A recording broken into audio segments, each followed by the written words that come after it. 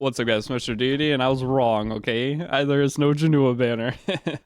Okay, so when you were watching this, I was saying maybe we're getting a Janua banner, but we're not, so let's go over the stuff that is coming. There's either a new Devic 7, we get a patch notes every 2 weeks, and there will be an update. So Harsetti, new ML5, coming out. She is in this. We have seen her leaked kit. She seems insane. Any of you that haven't summoned on Mystic Banner right now, do not summon. Just wait for her. All the current characters on Mystic Banner are not great. Just hold on to all your Mystic medals. She's coming out 926. We have this new 5-star. I haven't read his kit yet. We'll go over this in this video. He's super plain looking. Next up, I kind of looked at his kit. His artifact seems potentially usable too, which is nice. We get a new 3-star. We'll go over that. They have a note on the website for all this information where you can get more info than what is on the videos that come out every 2 weeks. So we have a buff event or a balance patch that is activating on Wednesday. Every other Wednesday, we get new information like this. So every 6 weeks, a balance patch. We get a ring. That ring is really, really good. We get one ring a year for every Sun World Cup. Though these two characters are getting buffed this week, we don't know how strong they're going to be. I think Abigail looks really good. She just looks way more usable. So even for newer players, she's super easy to gear. And then Alencia, though, we're going to have to wait and see. So in terms of pulling on the next banners, I'm going to say hold off for a few days until we can see how good the characters are. And then next week, we're getting Fenris, which is the new character we're going to look at his kit and everything. And then we have Harsetti. So Harsetti looks, if her kit that is leaked is real, she looks insane. Okay, so definitely save your mystics for her. They'll give an actual video on her, and we'll go over her kit whenever that video drops. But definitely do not summon on the current banner because it is not that good. All right, so now coming in here, let's go and look at the new character, Fenris. Okay, so what does Fenris have? He's a archer.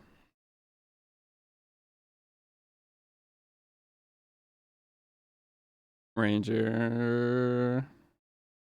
Half-blood.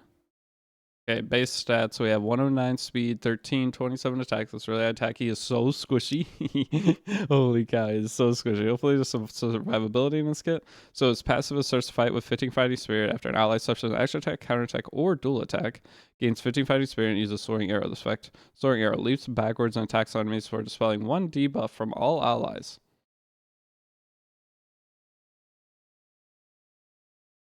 Okay, not the worst. Not the worst. The thing is, he's a fighting spirit character, so Moonlight Politus, as always, kind of obliterates him. But 50 fighting spirit's a big gain.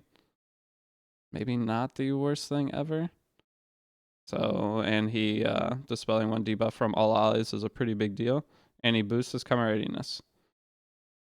So, I have to see. I want to see the animation. There we go. Thank you. All right. Oh, increase attack greater for 3 turns. Attacks the enemy with resolute arrows when the enemy's max HP is greater than caster's max health. Damage or dealt increased proportional difference up to 70. It's gonna hit really hard. I mean, that sounds really good for PvE. Sounds really good for PvE. And then he gets extra fighting spirit. So he seems really good for PvE, but for PvP, I'm not sure how great that'll be. He's so squishy. It's like the same idea as using like a Landy right now. It just gets obliterated.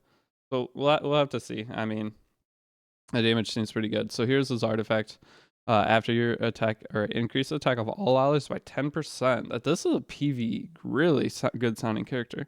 After attacking all enemies, as a 50% chance to increase combat radius of all allies by 15%.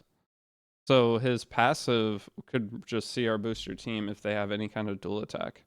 That's pretty good. 100%, but it's a chance to push everybody up. Artifact only applied the attack for all allies. This just seems like a super good PvE artifact in every single way. Okay, that seems pretty cool. I'm not gonna check out the combat demo really. I don't think I cared too much. So, AU Fiend, let's see the damage. Oh my god, wait. Oh, their defense broken. He seems okay. I mean, we'll see. We'll see how good he actually is. The thing is, almost all rangers need guiding light, the artifact, for them to be good. So we'll have to see. With him not having guiding light, he loses a ton of survivability. So that is the new character coming. So maintenance is tonight. It will be 5 hours. Uh, Maintenance is every 2 weeks in UV. There are new Epic 7. We have maintenance every 2 weeks, and it's usually around 4 to 5 hours.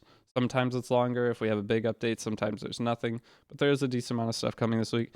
Next up, we have Huche's pop-up shop. This shop is normally a very big scam. The only thing I tell new players to pull or to get from this, the mystic medals that you get from this, they are good value in terms of if you were to shop refresh and buy mystics, you would get more for doing this than you would mystics, but the problem is you don't get any covenant bookmarks.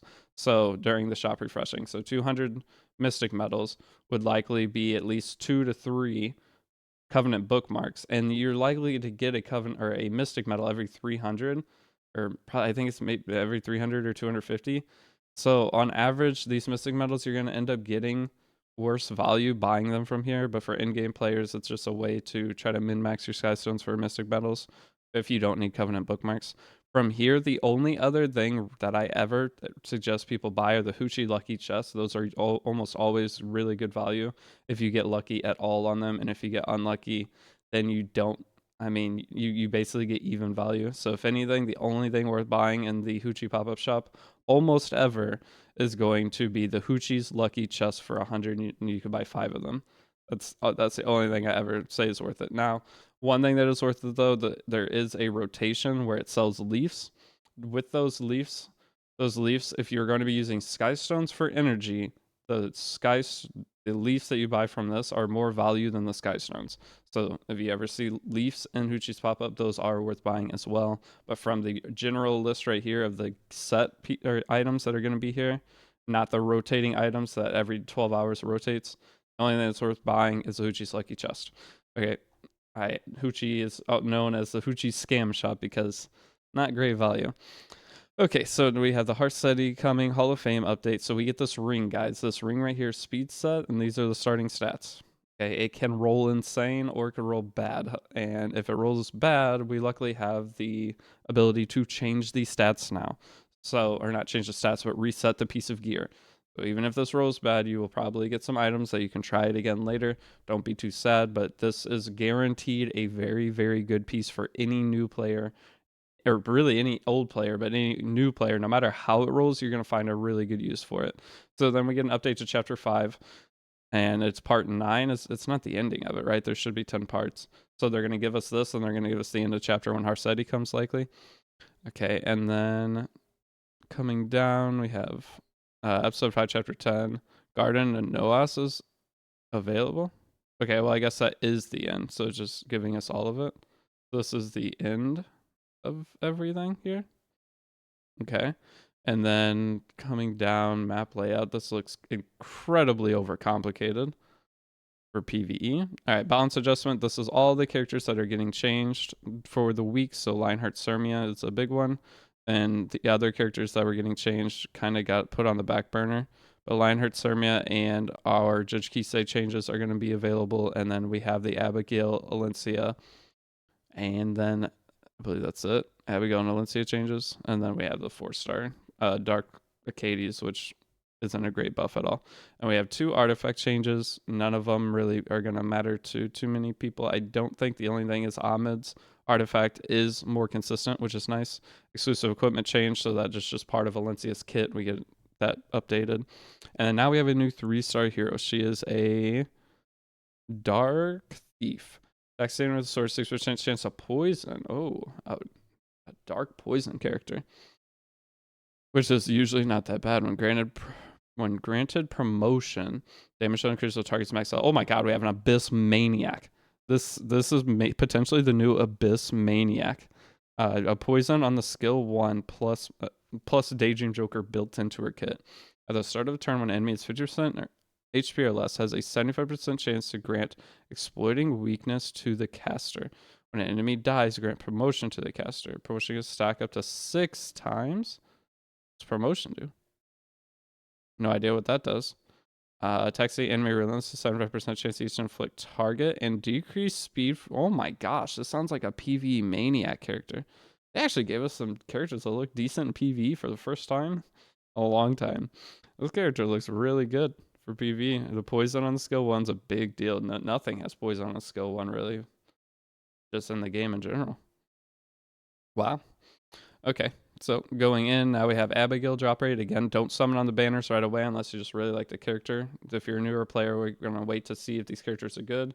The thing is, if these characters are good, we have so many selectors, guys, that you can just grab one of these characters. There's really no point to summon anything in E7 right now except for new characters with all the event stuff going on. Okay, so Adventurer's Path is getting changed. Okay, let's see. Clear Wyvern, clear Golem. It's changing up to less. You still have to clear all the different hunts, okay? So the Brig missions are a lot less to do. But if any of you guys are doing the Adventurer's Path, or it's called the Hero's Path for Brig, it's not too bad. Now it looks like they made this way, way easier in terms of they halved basically everything that you need to do. And then at the bottom, Heroes Path 3, Explore Labyrinth 75 times, they changed it to 8 times.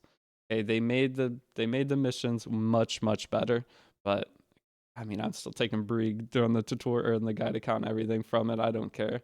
We're taking them, and if we get a dupe Brig, I'm sick. It's not going to affect anything.